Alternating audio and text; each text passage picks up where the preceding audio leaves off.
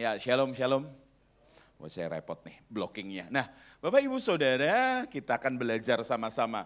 Judulnya udah jelas, minggu yang lalu kita udah diajar oleh Pastor Wigan di Truth. Nah, saya berikutnya Nah, kalau kita belajar hal ini, kita mesti ngerti dengan jelas hati Tuhan. Saya boleh nggak manggil yang main keyboard tadi, boleh kembali nggak? Nah, mainin pelan-pelan, kamu nggak apa-apa berdiri terus 45 menit. Saya belum ngitung mundur nih, 45 menit. Ya, saya minta untuk Pastor Wigan untuk ngizinin saya untuk jalan-jalan ya. Jadi jalan-jalan. Yuk, kita sama-sama. Saya minta ditampilkan satu artikel. Sebenarnya artikel ini bulan lalu sudah saya tampilkan ke salah satu gereja, di Elevate. Tapi saya mau minta kalian lihat artikel ini. Artikel ini sangat menarik. Nah, Bapak Ibu Saudara, ini artikel menarik sekali. Ini tulisnya sebenarnya di NBC tahun 2018. Tetapi karena saya bergelut di bidang entertainment, maka hari-hari ini sedang ada tren mengenai apakah perlu dibuat film Matrix keempat. Pernah dengar ya? Ya, film Matrix keempat dan lain sebagainya. Kita lihat Keanu Reeves tetap ya gara-gara John Wick itu luar biasa. Ini update enggak sih? Nah, John Wick itu kan luar biasa. Apakah masih memainkan yang Matrix? Tapi yang ini kita abaikan dulu. Tapi pesan di sini luar biasa. Di Elon Musk yang Tesla dan SpaceX, dia sampaikan sesuatu. Jangan-jangan kita ini hidup di dunia simulasi. Serem loh. Ini artikel nggak panjang, tetapi serem. Dikatakan dunia simulasi. Jangan-jangan hidup di dunia ini hanya persiapan untuk kehidupan yang akan datang. Ngerti ya? Hanya untuk kehidupan yang datang. Nah, masalahnya yang lulus untuk kehidupan saat ini itu nanti yang akan melanjutkan di kehidupan yang akan datang. Bagaimana untuk mereka yang tidak lulus? Pertanyaannya. Nah, dengerin baik-baik. Jangan-jangan gitu loh. Jangan-jangan. Ini kan Elon ini kan terkenal sekali sebagai New Einstein. Orangnya hebat sekali, bahkan New Tesla. Makanya mobilnya namanya Tesla. Kita lihat, bener nggak sih apa yang Alkitab katakan? Kita buka dulu sama-sama Wahyu 21. Saya nggak bicara ini ya, nanti saya bicara di Efesus. Oke, kita tampilkan Wahyu 21 ayat 1. Perhatikan sungguh-sungguh. Saya ini hanya untuk tempelan aja. Lalu aku melihat langit yang baru dan bumi yang baru. Sebab langit yang pertama dan bumi yang pertama telah berlalu. Ini Rasul Yohanes. Dia dapat penglihatan di mana? Di Pulau Patmos. Pulau Patmos itu apa? Maximum Security Prison. Kenapa? Karena Rasul Yohanes dianggap musuh bagi negara. Ini luar biasa. Musuh bagi kerajaan, musuh bagi kekaisaran.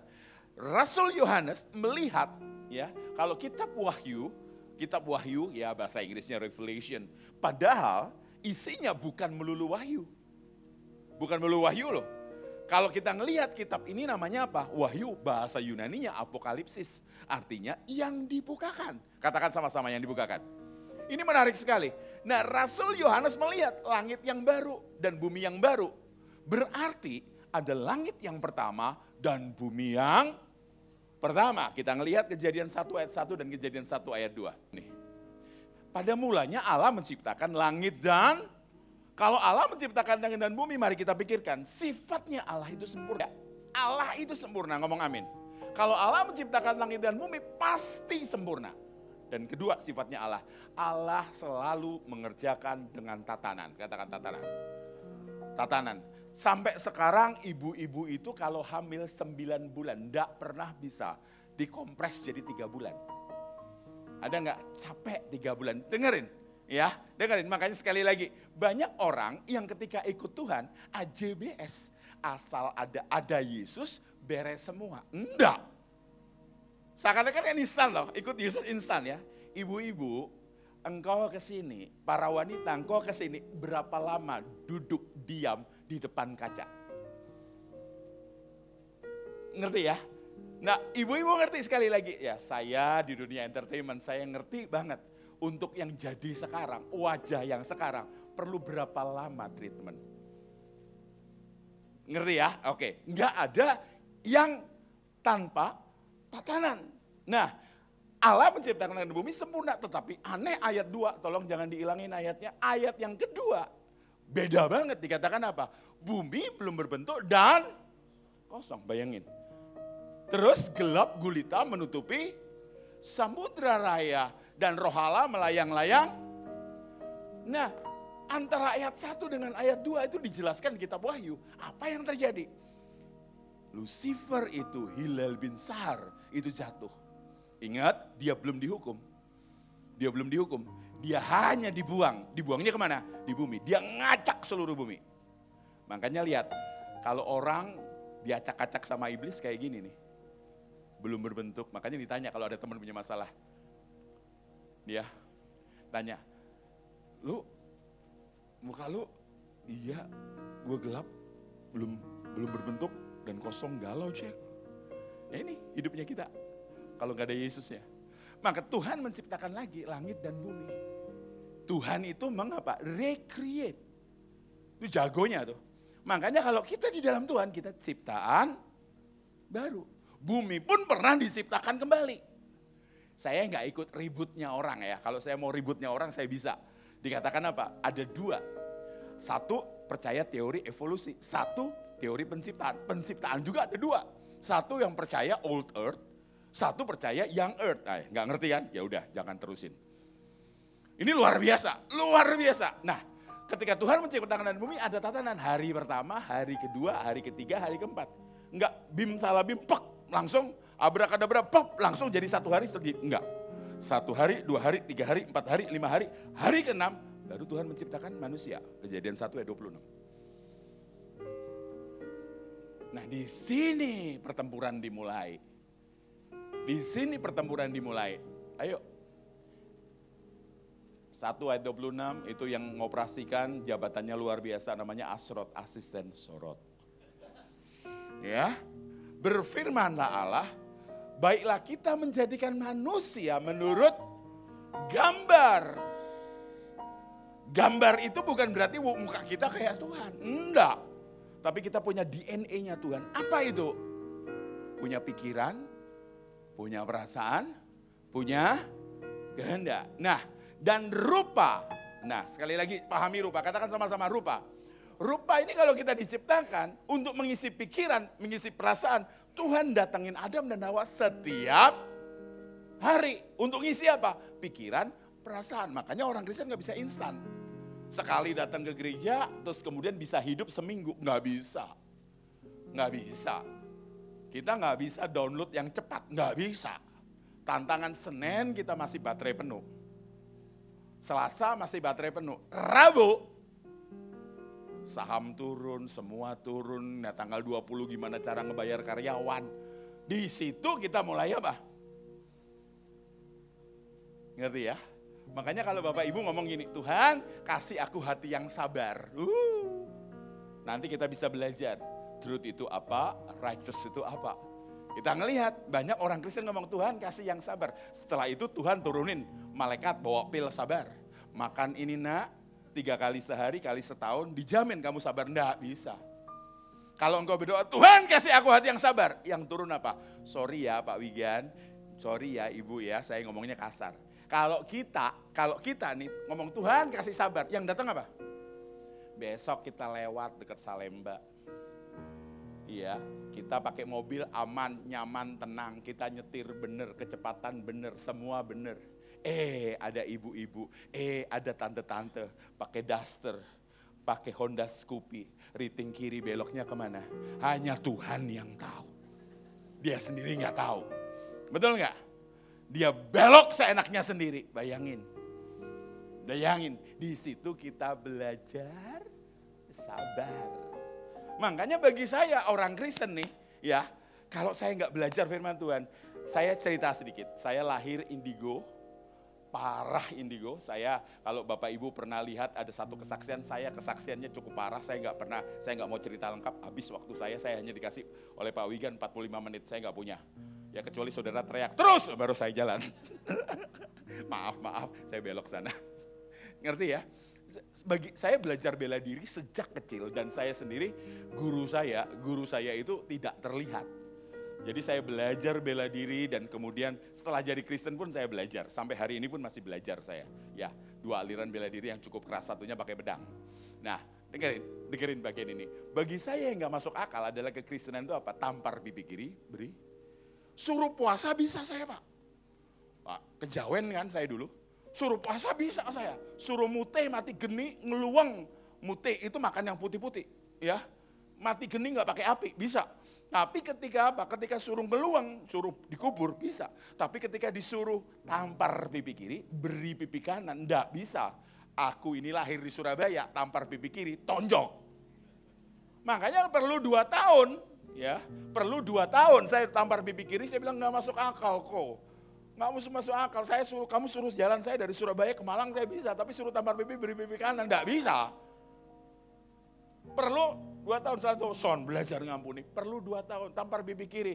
Saya berhenti nonjok orang. Tapi koko rohani saya ngomong apa? Kamu tampar pipi kiri, beri pipi kanan. Enggak.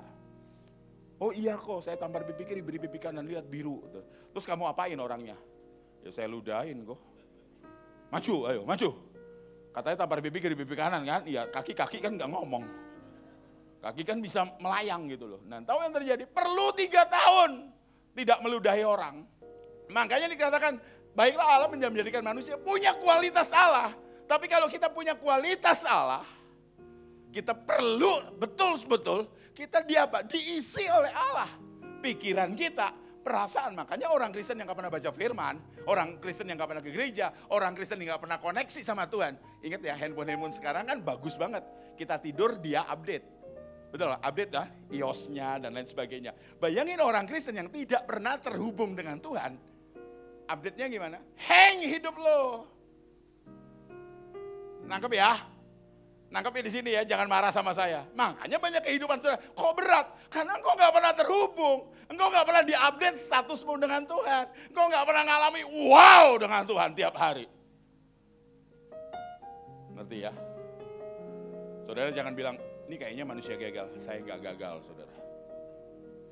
Saya gak gagal. Saya udah ke seluruh dunia udah ke seluruh dunia, hanya ke satu tempat yang belum pernah ngundang saya, Alaska. Karena sampai hari ini tidak ada penguin ngundang saya untuk khotbah. Saya bukan orang gagal, saudara. Ngerti ya? Makanya lihat ini. Untuk apa manusia diciptakan? Seringkali manusia diciptakan, kalau ini konsepnya salah, maka surgamu salah. Saya tanya, untuk apa manusia diciptakan? Untuk memuji dan menyembah. Musikal banget kan? Betul nggak? Musikal banget kayak film India. Padahal saya kalau pada saat saya ke India pelayanan di sana nggak ada yang gitu. Katanya orang India kalau ketemu pohon nari-nari, ketemu tiang nari-nari. Orang Indonesia kenapa nggak bisa nari-nari? Iya ketemu pohon dikencingin. Ngerti ya? Ngerti ya di sini ya? Ngerti? Tanya, manusia diciptakan untuk apa? Bukan untuk muji nama Tuhan, menyembah Tuhan. Mujinya bukan musikal. Menyembah itu apa? Menyembah itu kalau kita katakan sama-sama proskuneo. Proskuneo itu apaan sih? Proskuneo itu tidak ada hubungan sama musik, lagu, lirik, nada. Proskuneo artinya apa? Beri hidup sepenuh kepada Tuhan. Atau maaf, memberi nilai tertinggi kepada Tuhan. Katakan sama-sama. Memberi nilai tertinggi kepada Tuhan. Pertanyaannya, bisakah Michael Sony orang yang nyanyi di mimbar, main musik di mimbar? Bukan lo ya. Tapi hidupnya tidak memberi nilai tinggi. Banyak. Contoh kayak Hari Ibu, contohnya Hari Ibu. Para pemuda kita, orang-orang muda kita, kalau Hari Ibu kan, wow, nampilin foto sama mamanya. Wanita terbaik dalam hidupku. Mama I love you. Mama I love you, kan gitu kan? Sehari lewat Hari Ibu mama bilang, "Non, mampir ya ke Freshmart. Papa butuh pisang goreng, tolong beliin tepung ini." Mah, sibuk. Mama tahu nggak aku sibuk? Gosen kenapa sih? Betul nggak? Kalau saya jadi mamanya ngomong apa? Lambemu. Ngerti ya lambemu ya? Ya, mulutmu gitu loh. Nah seringkali kita ngomong I love you, I love you, I love you, I love you, I love you. Tapi tiap hari memberi nilai tertinggi gak pada Tuhan? Nah ini banyak orang Kristen gitu. Kita bisa nyanyi lagunya Hillsong, kita bisa nyanyi lagunya Planet Shakers, kita bisa nyanyi lagunya GBCC. Tapi hati kita nyanyi gak?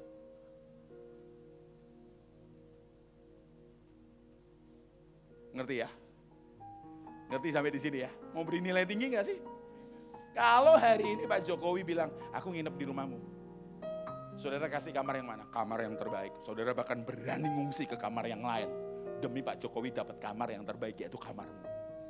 Kalau engkau nonton sepak bola, ya nggak di Liga Inggris sama Liga Italia lagi di lockdown, nggak ada nih. Tapi kalau lagi sepak bola kalau nonton kan malam-malam kan enaknya sambil makan kacang, sambil teriak-teriak. Tapi kalau Pak Jokowi nginep di rumahmu dan Pak Jokowi senangnya tenang, engkau mood suara ganti mood apa? Getar. Lagi gol. Ya kalau Tuhan ada di sini, hidup kita benar, bisnis kita benar, kita memperlakukan istri kita dengan benar, memperlakukan pacar kita dengan benar. Semua hidup kita. Jadi, Pak Wigan jangan diundang lagi nih. Bahaya nih orang. Makanya saya tadi Pak Wigan ngomong 45 menit, aduh syukur. Di satu gereja hanya boleh 25 menit. Tapi kayaknya nabrak ya, maaf ya Bu. Nangkep ya, sampai di sini.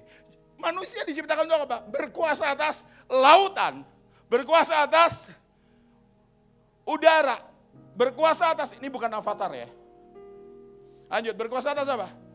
Ya, lanjut.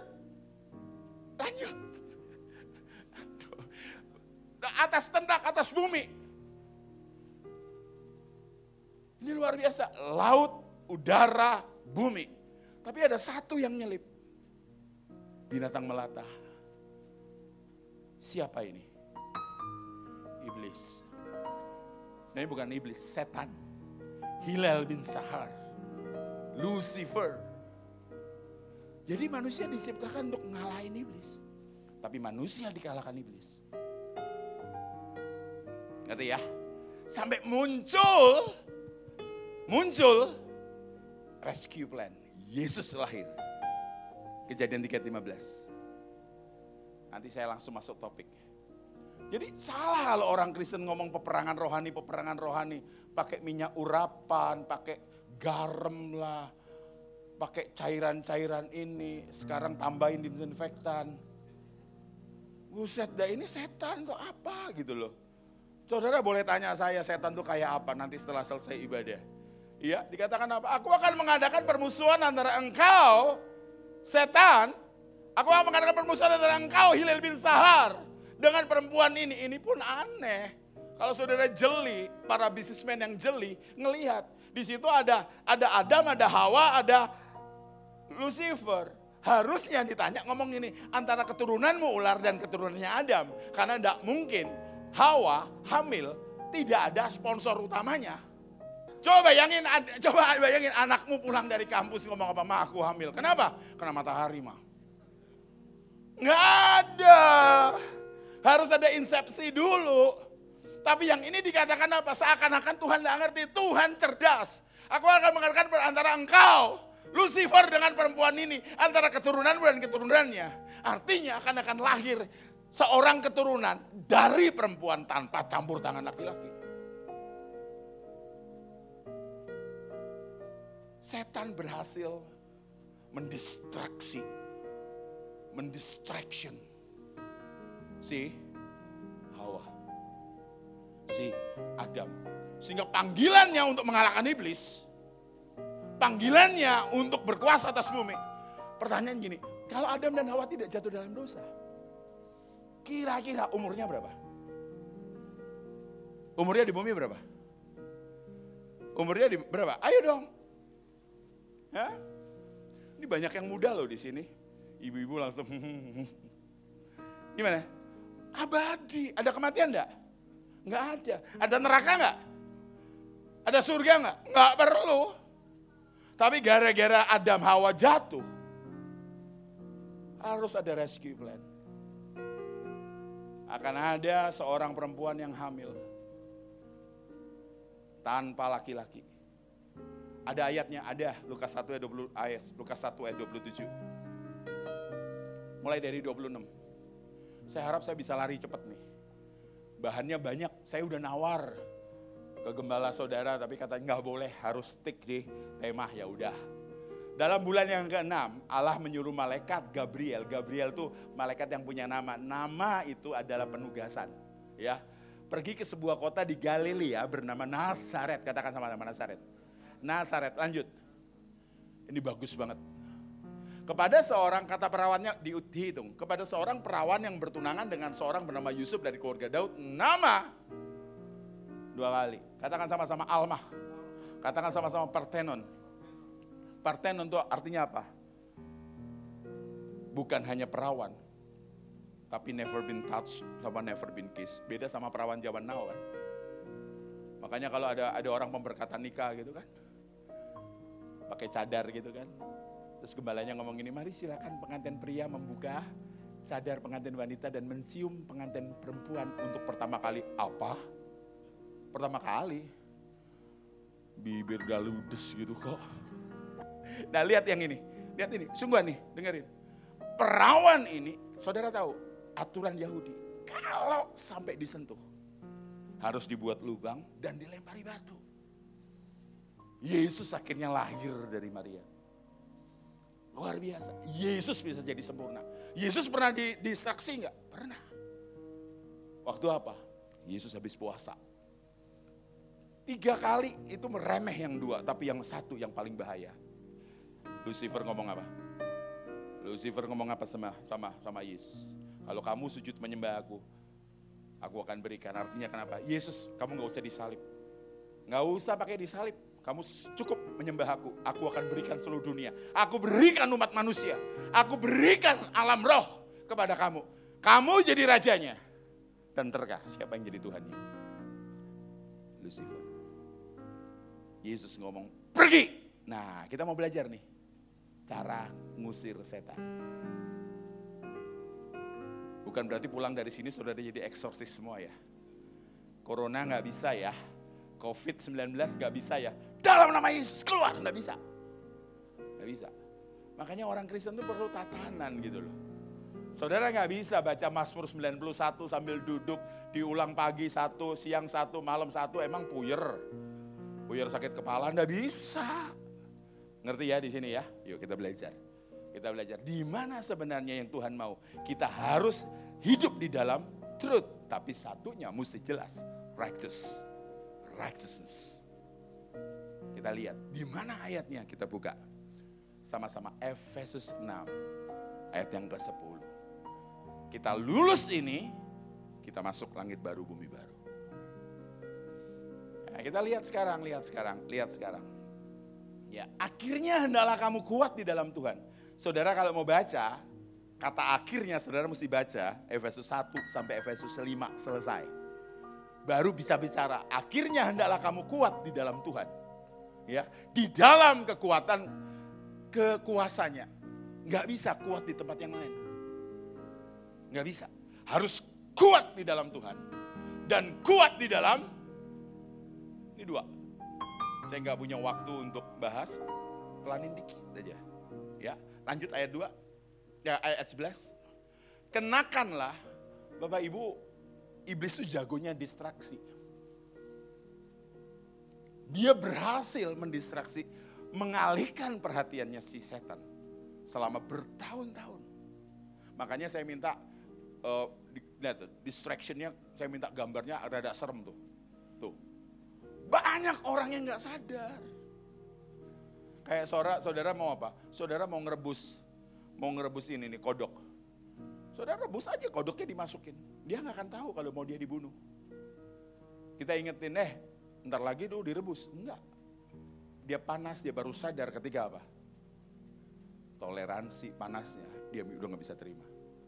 Kita seperti itu. Makanya dikatakan apa? Ayatnya kembali. Ya. Kenakan seluruh perlengkapan senjata Allah. Kok senjata Allah? Iya, karena kita dalam peperangan rohani. Kita mesti battle mode, war mode. Ngerti ya saudara ya? Kenakan, nggak bisa. Kenapa? Karena perjuangan kita ini lain. Ayo, nanti saya akan lihat. Ayat 12. Ayat 11 kembali. Dikatakan supaya kamu dapat bertahan. Ini jagonya.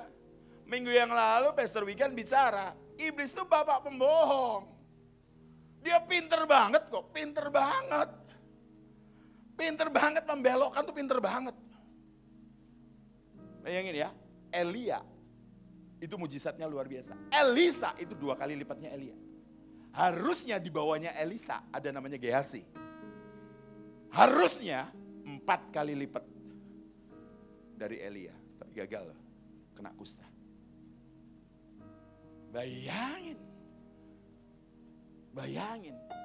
Di neraka nanti ada satu bagian, ini dikatakan apa? Neraka itu ada ratap tangis kertak gigi. Katakan sama-sama, kertak gigi. Terjemahannya saya baca merinding. Karena kertak gigi ini artinya apa? Penyesalan yang tidak kunjung usai. Kalau saudara ya berantem sama mama, belum sempat minta maaf, mama udah keburu meninggal, itu penyesalan yang gak kunjung selesai. Kita dikasih kesempatan sama Tuhan hidup di bumi ini 70-80 dan kita tidak manfaatkan. Waduh, itu penyesalan yang luar biasa loh. Penyesalan yang luar biasa. Makanya dikatakan apa? Lawan tipu muslihat iblis.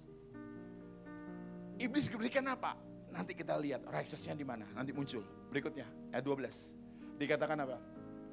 Karena perjuangan kita bukan melawan darah dan daging. Enggak. Sama sekali enggak. Tapi kekuatan di baliknya. Ya, saudara-saudara lihat orang-orang jahat di luar sana. Ada kekuatan di baliknya yang mendistraksi hidupnya. Saya cari program, saya browsing di YouTube, saya browsing di program internasional. Saya ketemukan satu. Ada anak sepasang anak kembar di Karo, saudara. 32 tahun yang lalu. 32 tahun yang lalu, Karo kembar identik sama-sama laki. Waktu kembar karena apa? Waktu lahir kembar karena kemiskinan, maka satu anaknya diadopsi di Belanda. 30 tahun kemudian anak yang di Belanda ini minta, "Mah, sama papa mamanya yang bule, aku mau ketemu dengan papa mamaku yang asli." Ini dari PMI Internasional, luar biasa, bagus. Dari Palang Merah Internasional. Dan tahu yang terjadi, sudah dicari. Ketemulah di Karo, masih ada di Karo, papa mamanya masih lengkap. Waktu ketemu di Karo, kaget. Mukanya sama, hanya yang di Karo lebih tua. Yang di Karo badannya penuh tato. Yang apa? Yang badannya penuh tato, peminum berat. Ini pernikahan yang ketiga, narkoba, pernah dipenjara 2 kali. Sementara yang di mana? Yang di Belanda, dia seorang perwira militer, terus kemudian sangat cinta Tuhan, dan kemudian hidupnya benar, menikahnya baik-baik. Bagaimana? Walaupun kembar identik, kita didistraksi. Makanya hidup itu pilihan. Hati-hati ya, pilihan. Dan banyak pilihan yang kemudian akhirnya apa? Kita akan sesali. Ngerti ya? Hati-hati. Jadi biasanya kayak kalau orang masih muda, masih 50 tahun ke bawah, masih bisa ditekuk. Tapi kalau sudah 50 tahun ke atas, udah deh. Makanya ngomong gini, butuh mujizat. Saya katakan tidak butuh mujizat. Butuh kerelaan hati. Amin. Amin. Ya. Masuk akal kan? Butuh kerelaan hati. Saudara gak bisa suamimu yang jahat, saudara tumpang tangan dalam nama Yesus. Berubah, sabar, plak. Tendangan tanpa bayangan. Lihat saudara, yang luar biasa. Melawan ini, iblis punya struktur yang luar biasa. Makanya kalau ada setan, kalau saudara lihat ada yang wah ada wawancara tuh setan, wah sama Lucifer. Lucifer tuh bapak pembohong. Saya ngelayanin orang berapa kali kelepasan ngakunya Lucifer semua. Nggak pernah ngomong gue jambrong, nggak ada. Makanya tanya sekarang peperangan kita, saudara, setan tuh nggak bisa diusir sama garam. Ngerti ya saudara? Saudara kalau ngusir setan pakai garam lucu saudara. Saya lihat ada beberapa orang beli garam banyak, tanya ditabur. Saya bilang untuk apa ngusir setan? Saya tanya garam ini dari mana? Dari laut. Tinggalnya di mana? Laut. Diekstrak jadi garam. Sama seperti habitatnya, welcome. Terus kemudian ngasih tulang babi, parah lagi tulang babi. Padahal kita lihat di Alkitab, Setan diusir, masuknya mana? Ya welcome to the party lah. Rave banget gitu loh. Ngerti ya? Makanya terus katakan setan dikasih kaca. Buset dah. Malah gini dia. Jel. Ngerti gak saudara? Setan gak bisa diusir. Tanya sama saya, Pak Michael Sony kalau ngusir, please don't try this ya. Kalau saudara gak benar-benar dekat sama Tuhan, jangan coba gini. Tanya, kalau ngusir setan gimana saya? Saudara, setan tuh ya, kalau saya perjalanan pergi ke daerah kecil, teman saya bilang, bro, pipis. Kencing bro. Saya ya namanya cowok kan gampang ya, langsung masuk ke semak-semak, langsung pipis. Dibilang, bro jangan lo bro, lu ngencingin anak jin, gak apa-apa waktunya keramas. Saya hamba Tuhan, seringkali karena saya khotbah keras, saya seringkali disantet saudara, sungguh. Saudara boleh datang ke rumah saya. Sampai tukang kebun saya ngomong gini, Pak, ini santet ya Pak ya, paku, kaca, ijuk, taring babi gitu loh. Oh ya sekali-sekali disantet surat berharga, emas, batu permata gitu, supaya gampang gitu Pak, saya ngebersihin atas Pak, tukang kebun saya. Bayangin tuh, dengerin baik-baik. Yang sering kali yang jadi masalah apa? Saya pernah satu ketika disantet pocong saudara, di depan rumah saya. Sorry agak belok dikit, santet pocong. Saudara pikir saya malam-malam jam 2 anjing saya gonggong, 2 herder besar. Saya tinggal di Malang, terus istri saya bilang, Pak, lihatin tuh ada siapa. Seringkali kadang-kala ada orang malam-malam berantem sama suaminya karena kami konselor. Kadang-kala kami tampung lah. Ayo kita ngobrol malam. Ternyata di depan serius, saudara. Di depan saya ada si Poci itu. Tahu Poci? Pocong. Poci lagi begini, saudara. Terus akhirnya singkat cerita saya masuk ke kamar dan saya bilang sama istri saya, istri saya tanya gini, tadi apa Pak? Pocong. Terus? Parno aja lampu dinyalain. Terus? Kamu usir dalam nama Yesus. Ketinggian lah. Ngusir nyamuk pakai granat. Rusak, saya bilang. Terus gimana? Kamu apain? Ya, saya pakai celana tidur, pakai baju tidur, kan nyaman banget ya.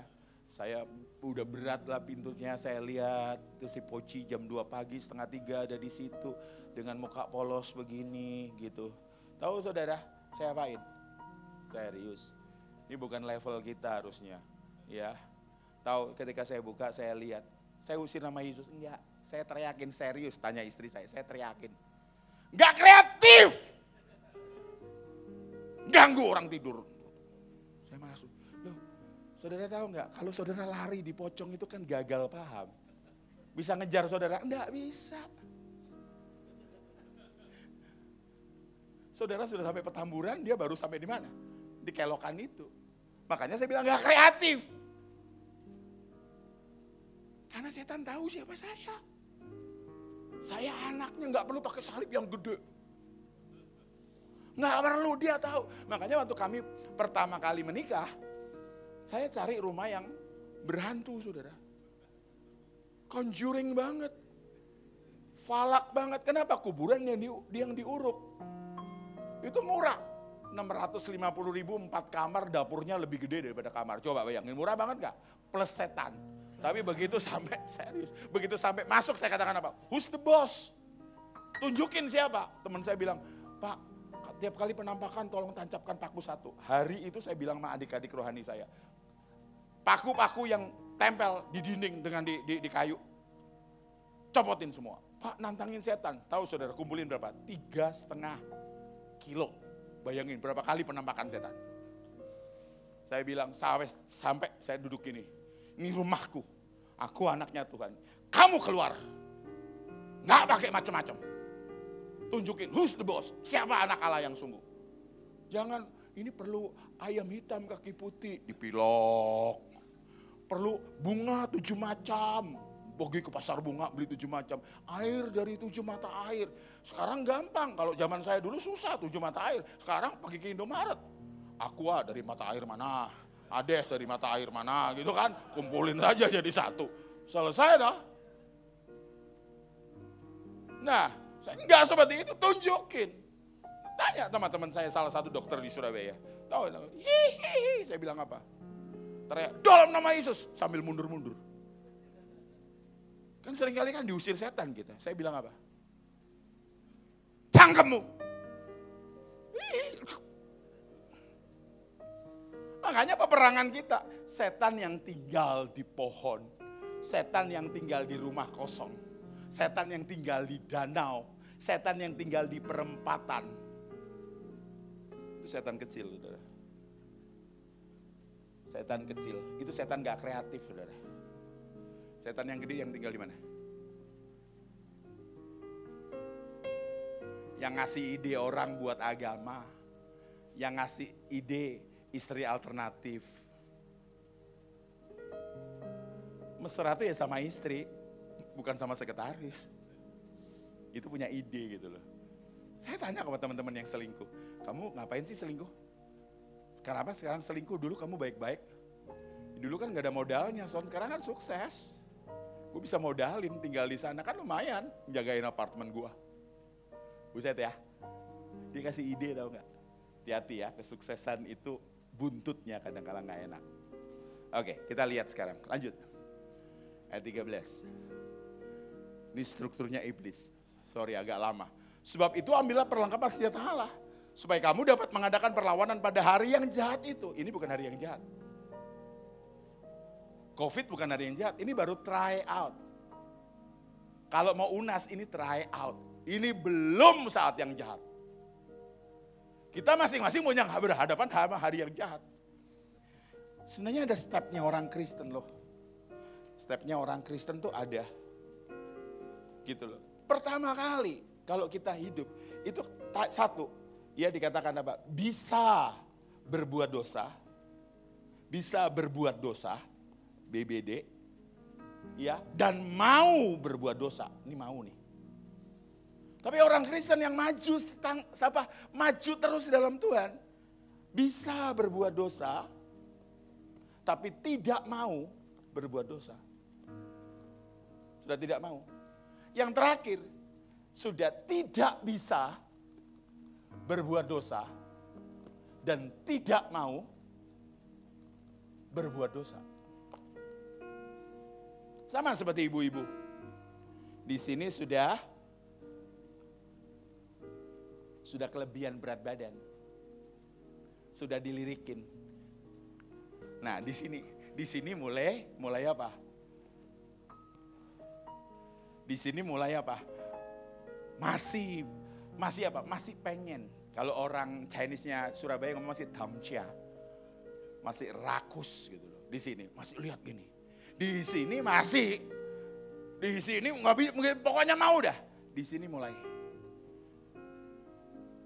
sampai satu terakhir ditawarin, orang Indonesia kan kemana-mana kan butuh nasi ya. Kalau nggak makan nasi ditanyain belum makan. Padahal udah roti udah 5 tadi, tapi belum makan. Nah, sampai udah ngurangin. Satu olahraga.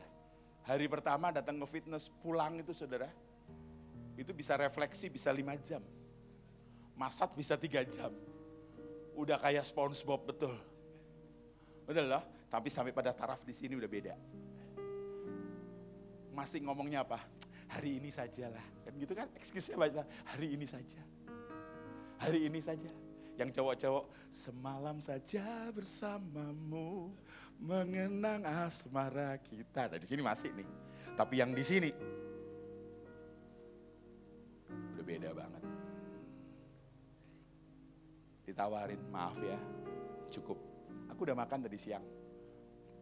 Hormatilah, sudah cukup. Di sini prosesnya, inilah yang dikatakan sempurna.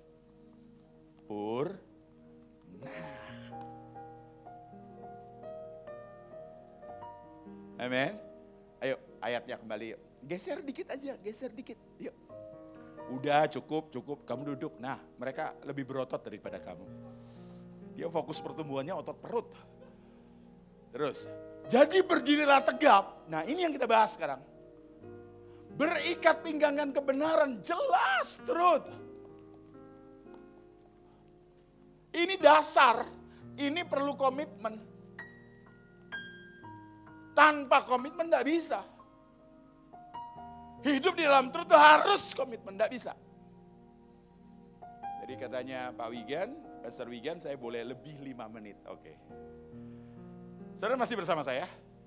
Saudara ngerti nggak? Kalau enggak saya pulang nih. Ini yang pertama dan terakhir ya.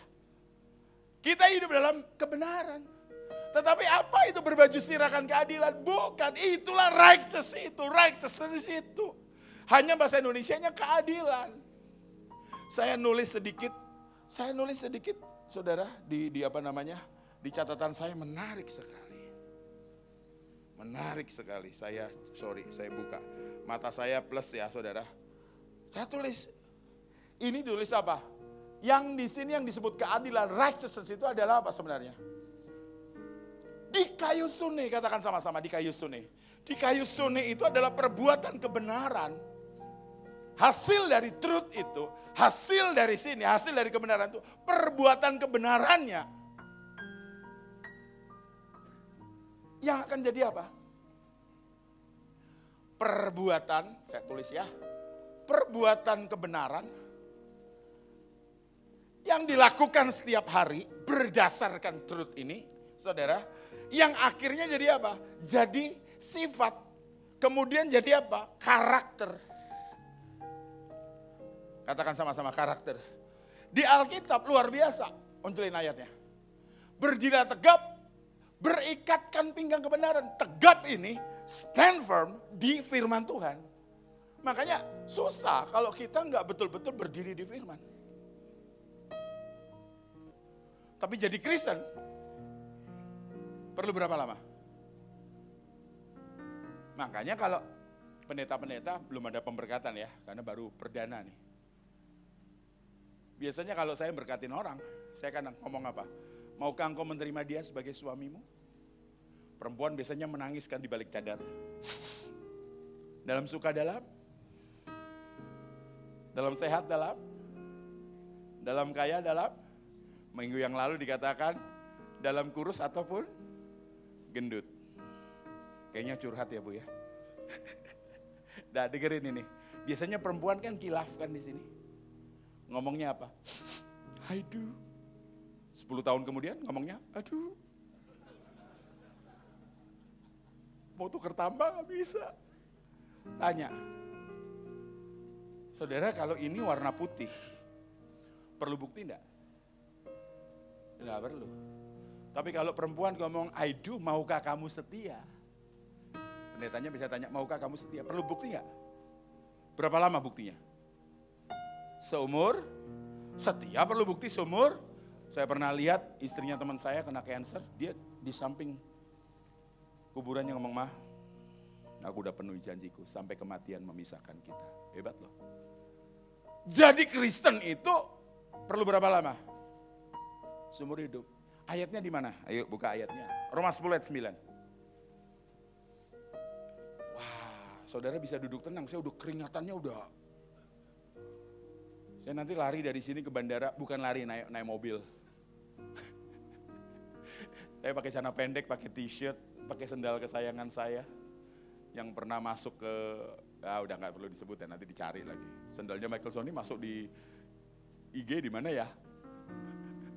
Sendal 7.800. Sebab jika kamu ngaku dengan mulut gampang. Tapi ini diucapkan saat orang Kristen dianiaya. Kapan? Orang Kristen itu, wah ini tulisnya di mana nih? Bisa dihapuskah? Kalau engkau baik, saya yakin engkau baik.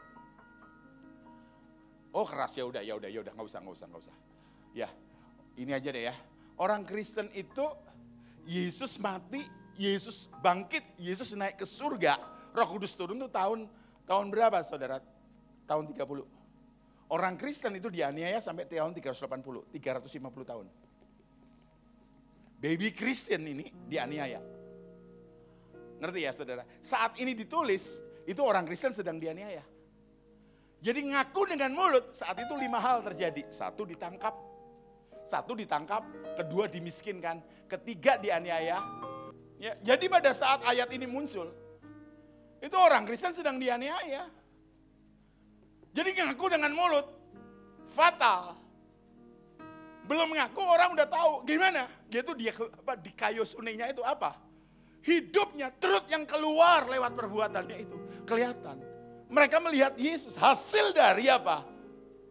Di kayu sune itu, hasil dari itu yang ditulis keadilan tadi itu muncul lewat perbuatan. Makanya orang melihat Yesus di jemaat yang pertama.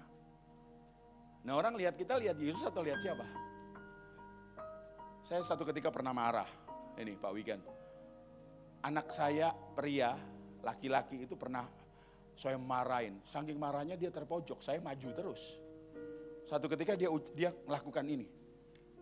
Ketika terpojok dia gini. Saya di tengah-tengah marah, saya ketawa. Kamu pikir Papa Dracula apa tuh? Peluk. Bayangin, Papa kayak setan loh tadi waktu marah. Ngerti gak? Jadi kalau kita tadi ngomong, apa righteous itu? Righteous itu apa? Adalah perbuatan kebenaran yang nampak keluar. Yang tangible, yang orang bisa rasa. Lifehouse ini harus setiap orang di sini ada citra Yesus. Sehingga orang lihat, kita enggak perlu promo, enggak perlu artis ngundang ke sini, enggak perlu. Orang lihat engkau, lihat apa? Yesus. Dan orang akan bilang apa? I'll follow you wherever you go, I'll follow you. Please. Makanya truth itu butuh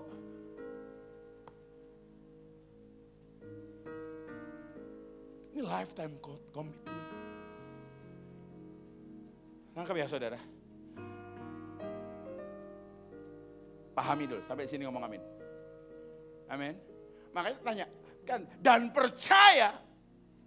Jadi Kristen itu seumur hidup. Tadi saya ngomong Pak Wigan, kalau ini warna putih, nggak perlu bukti. Tapi kalau perempuan, misalnya engkau yang memberkati, diberkati, maukah engkau menerima dia sebagai suamimu dalam suka, dalam duka, dalam sehat, dalam kaya, dalam kurus, dalam minggu lalu kan. Saya nontonin loh. Tahu saudara? Dan perempuan bisa ditanyain, maukah kamu setia? Biasanya perempuan kilaf tuh. Ngomongnya apa? I do. 20 tahun kemudian ngomongnya apa? Aduh. 5 tahun kemudian, betul gak? Nah pertanyaannya, untuk membuktikan setia itu perlu seumur hidup. Untuk membuktikan percaya, hidup kita sampai tidak ada yang tersisa. Sampai habis bumi berlalu. Sampai siang malam menyatu. Kau ku sembah. Ku sembah, diberikan hidup sepenuh, gak ada yang tersisa. Makanya ketika saya bertemu dengan orang-orang yang diambang batas kematian, kadang-kadang saya harus genggam tangannya. Saya lihat loh, saudara, saya gak tahu nama alatnya. Yang kayak TV kecil dan ada grafik. Kalau masih bunyi, gitu. Berarti masih hidup, tapi kan melemah ya. Seluruh keluarga udah nangis. Saya bilang, Om, selamat jalan. Saya nggak ngaco, titip salam ya buat Yesus ya. Enggak, saya pegang tangannya. Saya lihat, saudara, orang-orang itu senyum loh. Kematian tuh rupanya seperti tirai.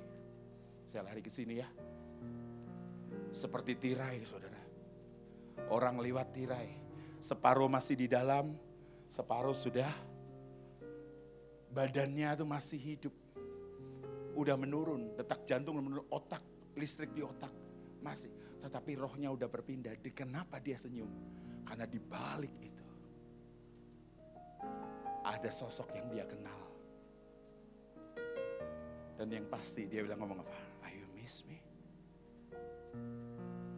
Bayangin. Wahyu 20, 12, 13 baru saya berani ngomong terakhir. Wahyu 20, 12, 13. Dikatakan, dan aku melihat orang-orang mati besar dan kecil berdiri di depan tahta itu. Lalu dibuka semua kitab. Dan dibuka semua kitab lain, yaitu kitab kehidupan. Dan orang-orang mati dihakimi menurut. Tidak dihakimi menurut iman. Justru kita dihakimi menurut apa? Truth yang keluar. Menjadi righteousness itu. Kebenaran yang dilakukan setiap hari sampai jadi karakter. Jadi kita gini saudara, kita terhubung dengan Tuhan 24 jam. Jadi ada orang yang ngomong, Pak Michael Sony, saya kesepian. Saya katakan, how come kamu kesepian? Saya tanya, saya udah ke seluruh bumi ini. Tadi saya katakan, saya tanya, Tuhan ada di mana? Mereka jawab, Tuhan di sini. Roh Kudus di sini. Kalau Tuhan ada di sini, Tuhan yang ada di sini teman dengan yang di surga sama enggak Bapak Ibu? Kekuatannya sama enggak? Anggap ya, ngerti ya? Kalau Tuhan yang ada di sini dengan yang di surga sama. Dan Tuhan tidak pernah meninggalkan kita. Kita yang fata morgana, didistraksi bahwa seakan-akan Tuhan meninggalkan kita. Kita tidak pernah ditinggalkan. Saudara yang merasa ditinggalkan. Jadi gak ada kesepian. Aduh. Coba sih para wanita di sini yang punya suami. Coba saudara perasaan, aku punya suami kayak janda ya. Buset enggak? Kamu menghina suamimu. Seakan-akan suamimu enggak ada. Kita ini menghina Tuhan kalau kita kesepian. Maafkan saya ngomong gitu. Jadi iblis lagi kerja keras hari ini mendistraksi saudara. Mau enggak mau. Peperangan rohani. Saya tadi kita katakan bukan ngelawan roh-roh jahat yang biasa. Tapi roh jahat yang ada di pikiran. Dibelokkan. Saya bangun dari tidur saya dapat laporan. Handphone saya OS-nya sudah di-upgrade pada saat saya tidur. Handphone saya sendiri 2 hari sekali, 3 hari sekali, bahkan beberapa kali tiap hari di-upgrade. Kalau kita nggak pernah connect sama Tuhan, kita nggak pernah di-upgrade. Akibatnya kehidupan kita hang, kehidupan kita error. Yuk, Pak Michael Sony, saya nggak bisa nyanyi, Pak Michael Sony. Saya tadi katakan proskonia itu apa? Memberi nilai tertinggi, menghargai Tuhan dalam hidup. Kita say thank you, aduh suara saudara mungkin gak enak. Saya sudah tahu kalau saudara suaranya enak pasti ikut audisi. Pak saya gak bisa main musik, tapi hatimu menyenangkan. Hatimu menyenangkan Tuhan ibu-ibu. Mungkin kalau engkau nyanyi, peternakan yang ada di belakang rumah langsung pindah. Karena ayam mati separuh. Tapi hatimu. Nanti gak saudara? Saya, bisa kebayang gak sih? Saya lahir indigo. Saya lahir IQ hanya 90. Waktu saya kasih tahu sama mami saya, dibawa ke dokter, dibawa ke psikolog, dikatakan sama Bu, maaf. Kayak anak kamu gak bakat sekolah. Kenapa? Insya Allah SMP 5 tahun. Serius loh, insya Allah SMA 5 tahun. Insya Allah tidak Bu. Perguruan tinggi karena minimal bisa 20 tahun. Mami saya nangis. Makanya, saudara, saya tidak punya kepentingan apa-apa loh di sini. Saya hanya mau saya ketemu wajah saudara. Nanti saya mau ketemu wajah saudara semua. Pada saat nanti di pintu gerbang surga. Gak tau lah Pak Wigan sama saya lah. Nanti duduk di samping sana absen. Live house, nggak ada live house, udah bayangin. Makanya suami-suami jangan pernah titipkan ada acara tengah minggu ya. Ini masih di reschedule. Kalau ada acara tengah minggu, suami ikutlah. Ini nggak ada pesan ya dari engkau yang nggak ada. Ikutlah, jangan titip salam, jangan ngomong gini, mah titip salam ya buat Yesus, jangan. Ntar istri kamu masuk surga dan dari surga ngomong ke bawah gini, Pak, ya salam dari Yesus. Pedih ya? Mau ya? Dari saya lihat as for me and my house. Aku dan keluarga aku memilih untuk menyembah Tuhan. Menyembah, memberikan nilai tertinggi, menghargai Tuhan. Sampai gak ada yang kesisa. Amin. Saudara jadi tasteless dengan dunia, serius. Berharga, saya jalan-jalan seperti saudara. Saya makan enak seperti saudara. Tapi kehilangan perasaan tertinggi, keindahannya itu hilang. Berganti dengan apa? Keindahan Tuhan. Dan waktu bisa hilang.